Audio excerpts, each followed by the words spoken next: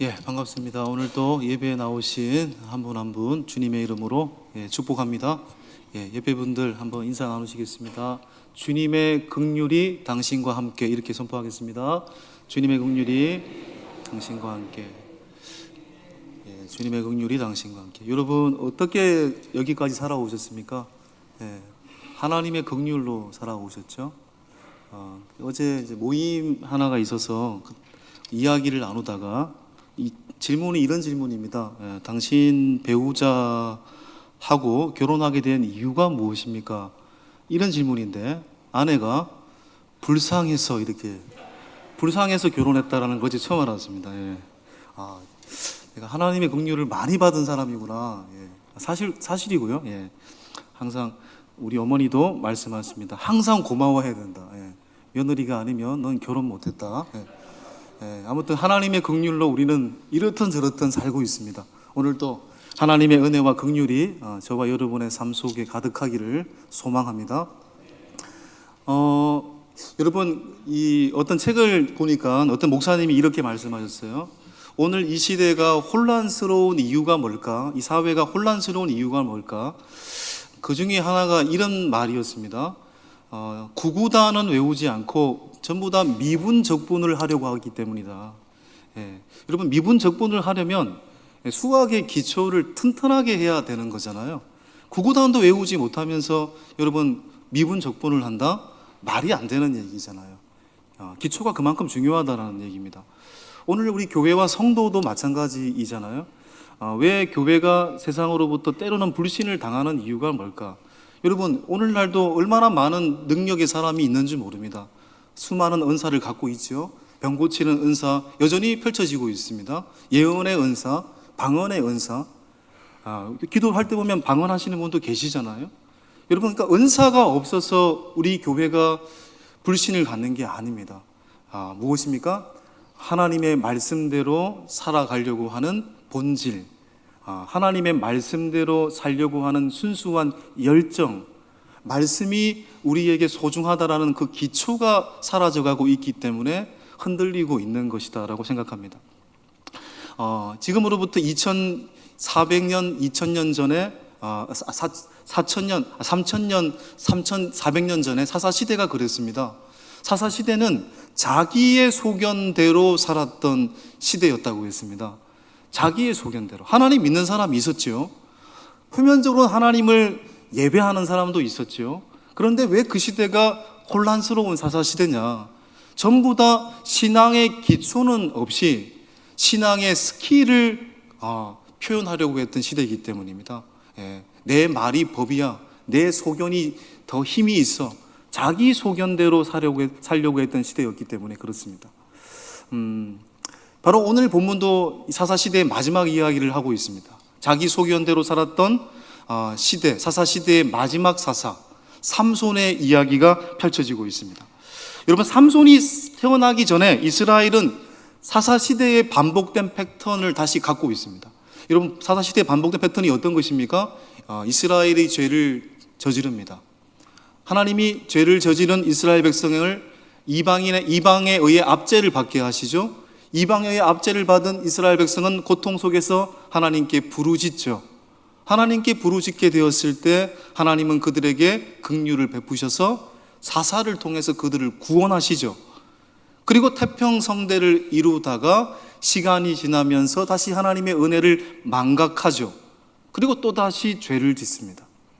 이게 사사시대의 반복된 패턴입니다. 오늘 블레셋 삼손이 태어나기 전 이스라엘은 죄를 지음으로 블레셋에 의해 40년 동안 압제를 당했다고 했습니다.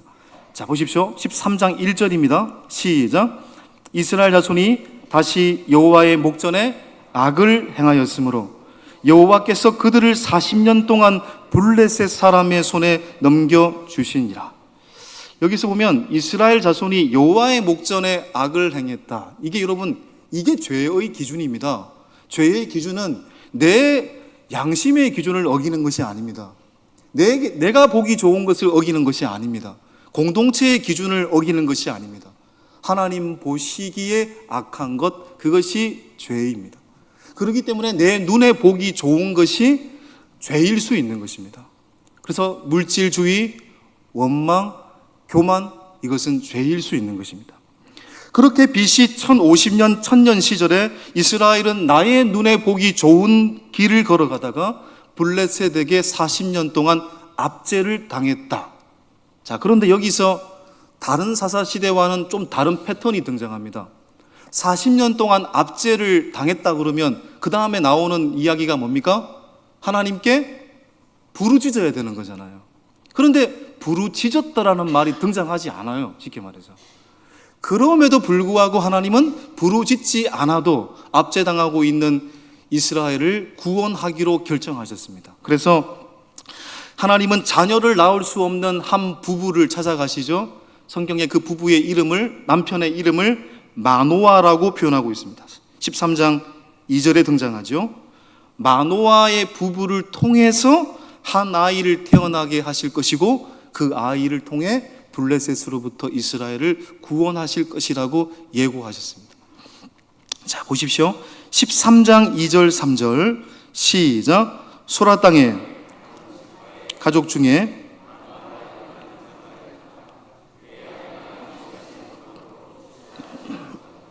여호와의 사자가 그 여인에게 나타나서 그에게 이르시되 보라, 내가 본래 임신하지 못함으로 출산하지 못하였으나 이제 임신하여 아들을 낳으리니. 바로 마노아 부부가 낳게 될 아이의 이름은 누굽니까? 삼손입니다. 여러분, 삼손은요 태어나기 전에 이미 나실인으로 선택받은 사람이에요. 여러분, 사사이기도 하지만 나실인으로 선택받았습니다. 여러분, 나실인은 어떤 사람들입니까? 하나님의 뜻을 위해서 거룩하게 구별된 사람들이죠.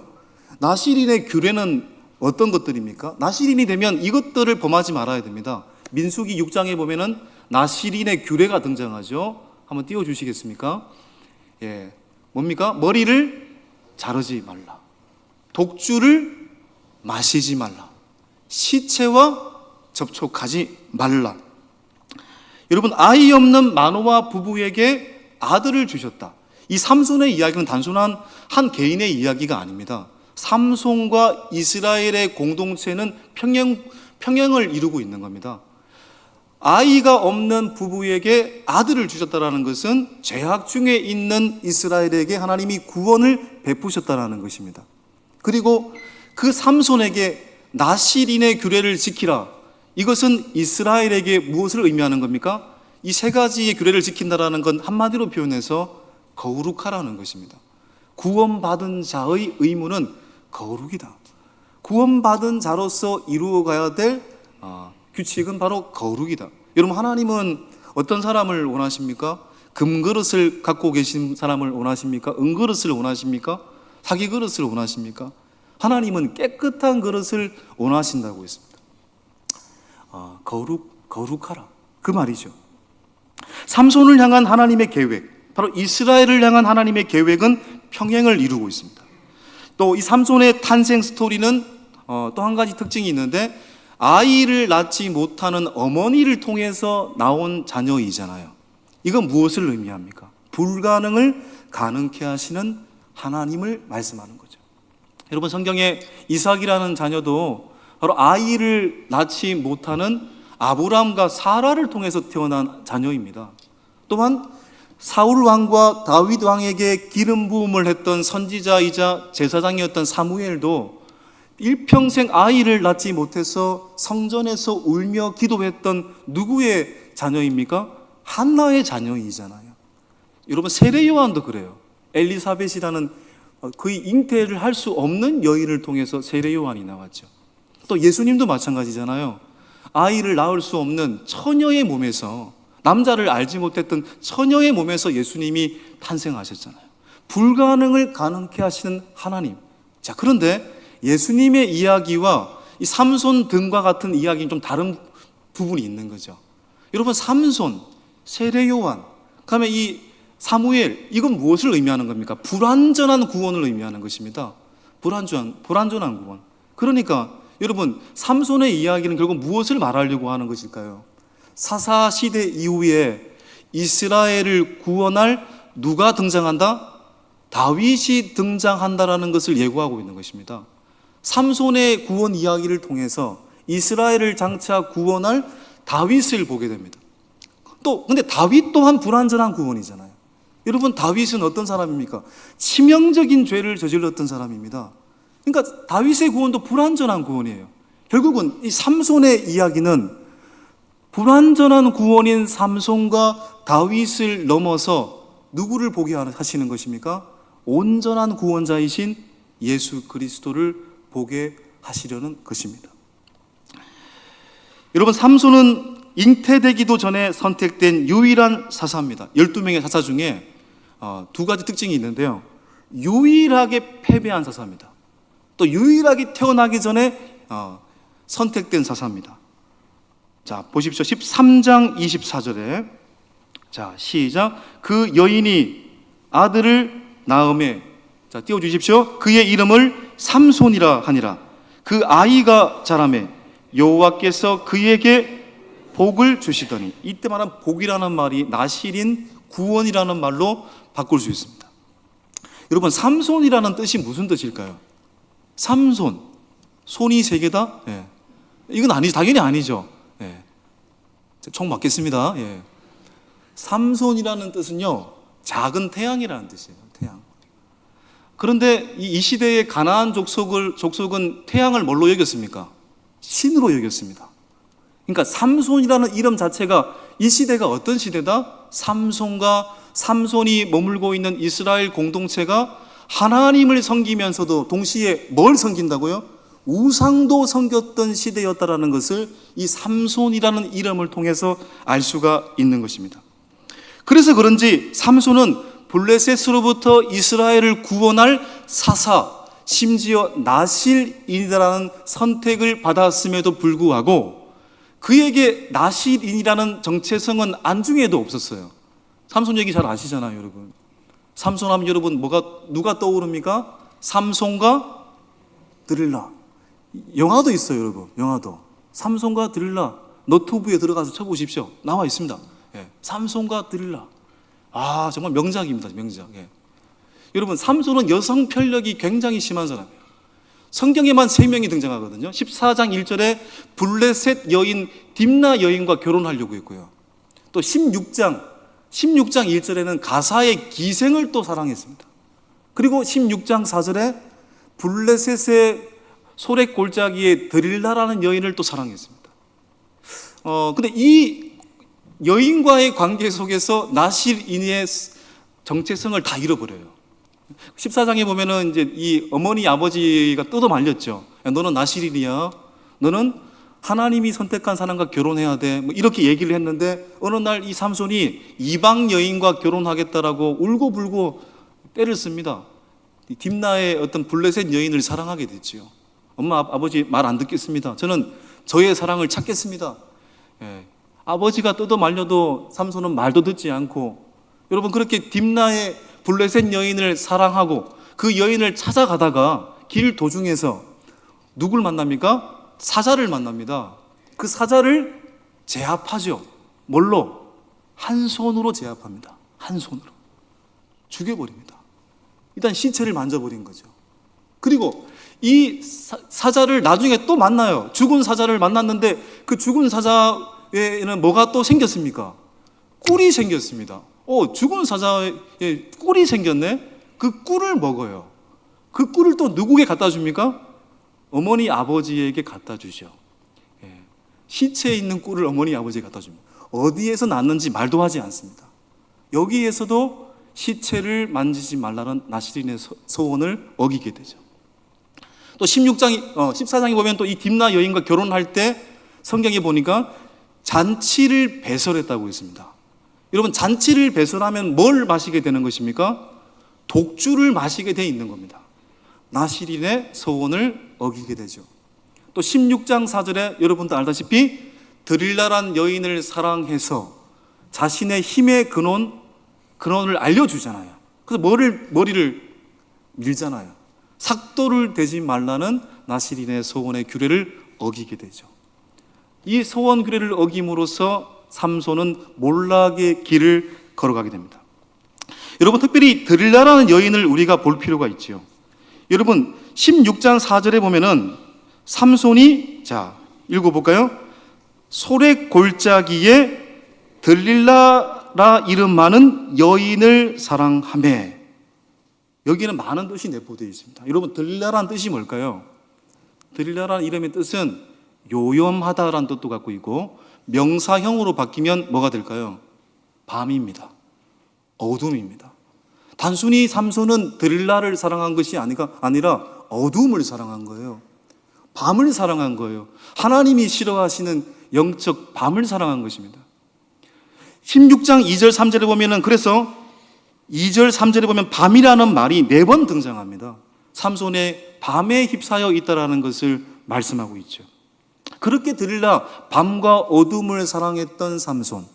그런데 여러분, 들릴라는 어둠이었던 들릴라는 삼손을 어떻게 했습니까? 사랑하겠노라 고백해놓고 삼손을 배신하잖아요.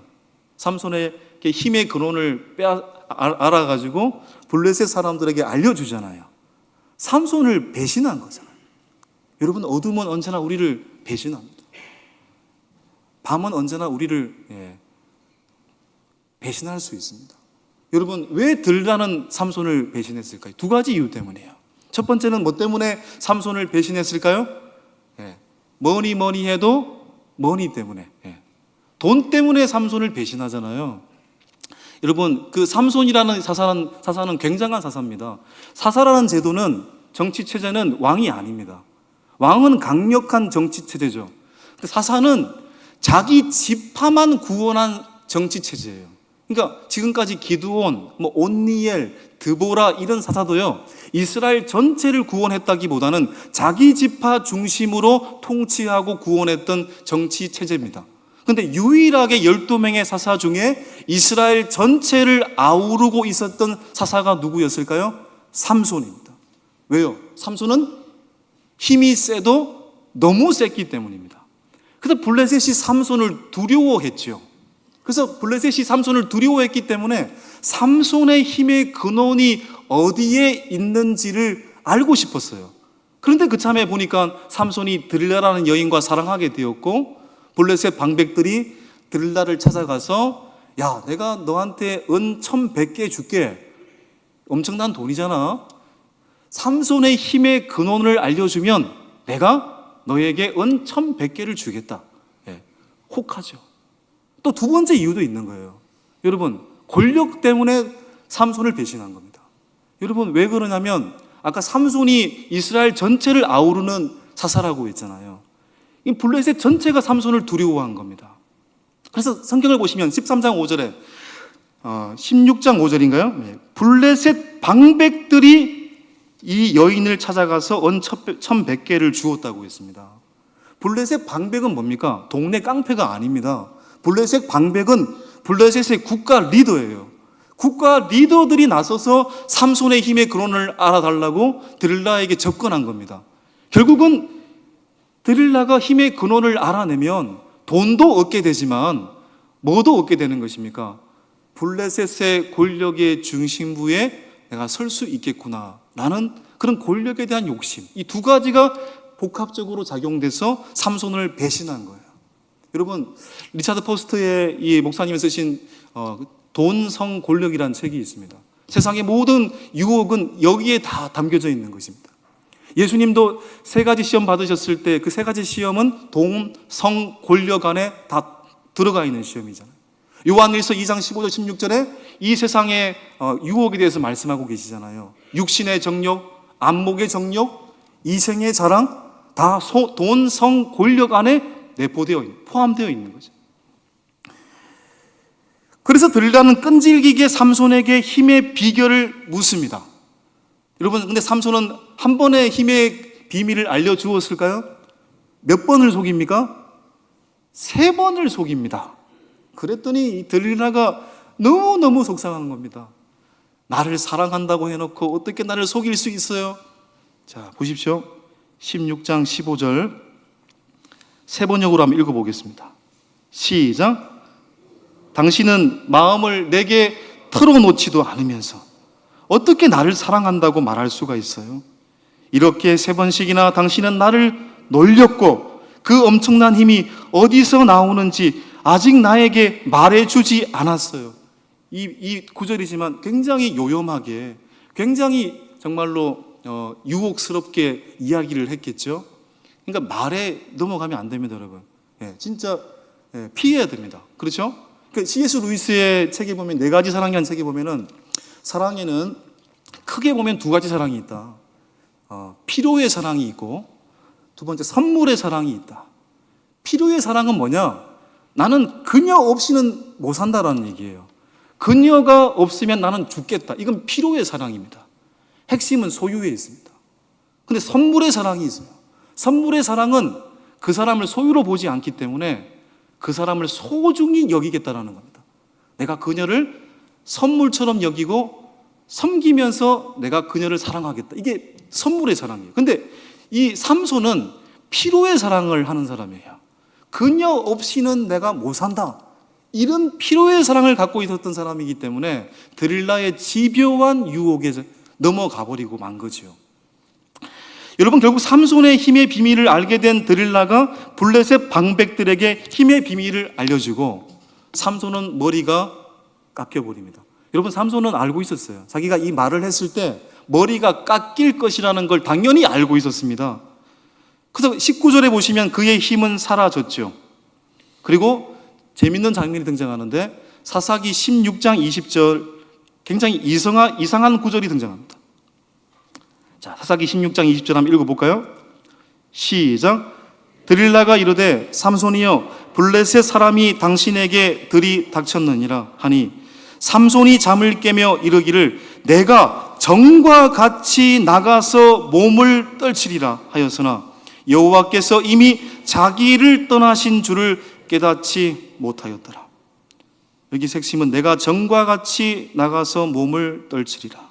삼손은 머리가 깎여서도 힘은 여전할 것이라고 생각했어요. 왜냐하면 학습이 돼 있거든요. 이전에도 보세요. 조금 전에 말씀을 드렸듯이 시체를 만졌잖아요. 독주를 마셨잖아요. 그럼에도 그의 힘은 어땠습니까? 여전했습니다. 그렇죠? 여전했습니다. 하나님이 그에게 기회를 주신 거죠. 삼손은 그걸 몰랐습니다. 내가 머리가 깎여도 여전할 것이라고 생각했습니다. 그래서 성경에 보시면 내가 정과 같이 나가서 몸을 떨치리라. 여러분, 이것은 삼손의 어떤 죄에 해당이 됩니까? 삼손의 가장 큰 죄는 교만인 것입니다. 교만인 것입니다. 그동안 자신이 잘못했음, 자신이 나시린으로서의 정체성을 버렸음에도 불구하고 하나님이 그에게 힘을 주신 것은 전적으로 누구의 은혜 때문입니까? 하나님의 은혜 때문입니다. 그의 힘은 하나님의 은혜 때문에 기인한 것이지 자기 스스로의 힘이 아닌 거잖아요. 그에게 다시 기회를 주셨던 하나님의 은혜 때문인데 자신이 갖고 있는 그 힘을 결코 꺾이지 않을 나의 권리로, 나의 힘으로 여기고 있는 이 삼손의 교만. 여러분, 나시린의 규례를 지키라는 말이 무슨 말입니까? 머리에 삭도를 대지 말라. 진짜 머리카락이 힘입니까? 머리카락이 힘이다라는 말이 아닙니다. 삭도를 대지 말라는 얘기는 네가 어떤 순간에도 하나님으로부터 힘을 받는 사람이라는 것을 잊지 말라는 것입니다. 하나님을 의지하는 것이 너의 힘이다라는 것을 잊지 말라는 그런 상징적인 규례죠. 머리카락에 힘이 있는 게 아닙니다. 그것을 지킬 때 주시는 하나님으로부터 네가 힘을 얻는 것이다. 여러분, 진정한 제자됨 없이는 그런 의미에서 하나님의 능력은 없는 겁니다. 사도행전 1장 8절에 초대교회 시절에 예수님이 성천하시기 전에 이런 말씀하셨잖아요. 자, 사도행전 1장 8절 오직 성령이 너희에게 임하시면 예루살렘과 온 유대와 사마리아와 땅끝까지 이르러 내 증인이 되리라. 그냥 나간다고 되는 게 아니잖아요. 단서가 있습니다. 오직 성령이 너희에게 임하시면 예루살렘과 유대와 사마리아와 땅끝까지 이르러 내 증인이 될 것이다. 예수 그리스도를 믿는 자들의 능력은 어디에 있는 것입니까?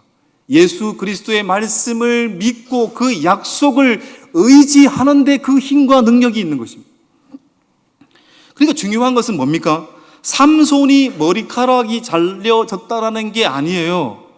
삼손이 하나님을 사랑하는 것보다 누구를 더 사랑했다? 들릴라, 밤을 더 사랑했다. 어둠을 더 사랑함으로 말미암아 하나님이 그에게서 떠났다라는 사실이 핵심인 것입니다. 여러분, 하나님을 믿지 않으니 하나님이 삼손을 떠나셨습니다.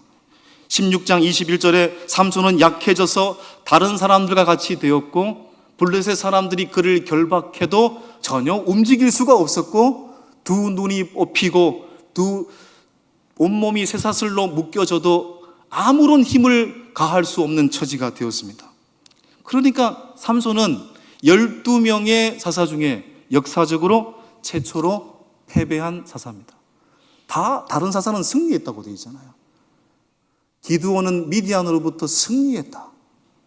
드보라도 여러분 가나안으로부터 승리했다. 그런데 삼손은 패배했다. 최초로 패배했어요. 이건 뭡니까? 삼손은 패배했어야 하나님을 알 수 있는 사람이었기 때문입니다. 패배하고 나서야 비로소 하나님을 알게 됐죠. 그런데 성경은 패배한 사사 삼손에 대해서 이렇게 말하고 있어요. 자, 16장 22절 시작. 그의 머리털이 다시 자라나기. 이게 무슨 중요한 구절일까요? 저는 저는 성격을 바꿔야 되는데 제가 자주 가는 이 미용실에 사람이 많으면 저는 다시 다른 미용실로 갑니다. 바로 옆에 미용실로. 그러면 어떻게 됩니까? 바로 머리가 엉망진창이 됩니다. 원래도 소망이 있을까 말까인데 다른 미용실로 가면 또 머리가 저를 잘 모르니까 그러면 어김없이 주일날 서게 되면 성도들 몇 분이 저한테 얘기를 합니다. 머리가 여기까지 그만하십시오. 저도 괴롭습니다. 저도 괴롭습니다. 그런데 희망이 있죠. 머리카락은 또다시 자라잖아요. 다음번에는 제대로 깎아야 되겠다. 머리는 자라니까요. 적절한 말이 아니라는 걸 제가 알고 있습니다. 그런데 왜 이 말을 기록했을까요? 핵심은 블레셋 사람들이 삼손의 머리카락이 자라도록 그냥 놔두었다는 얘기입니다. 다시 말해서 무슨 말이냐면 블레셋 사람들은 머리카락이 한번 잘렸기 때문에 이젠 삼손은 힘이 없다. 이제는 힘이 없다라고 여긴 거예요. 그래서 자라도록 내버려 둔 거예요. 그런데 여러분, 블레셋 사람들은 삼손의 힘이 머리카락에 있다고 생각합니다. 잘렸으니까 나시리노스의 사명을 이제는 못하니까 힘이 없겠지. 그러나 블레셋 사람들은 하나를 몰랐습니다. 하나님은 언제나 의외의 하나님이시잖아요. 하나님은 언제나 신실하신 하나님이시잖아요. 우리가 충실하지 않아도 하나님은 우리에게 충실할 수 있잖아요. 우리가 신실하지 않아도 하나님은 우리를 끝까지 포기하지 않으시잖아요. 그 신실하신 하나님을 블레셋 사람들은 몰랐던 거죠. 삼손이 블레셋에게 붙잡힘으로써 마지막 장면을 보시면은요, 다곤 신전에서 두 기둥 잡고 결국 힘을 얻어서 사람들을 이제 죽이잖아요.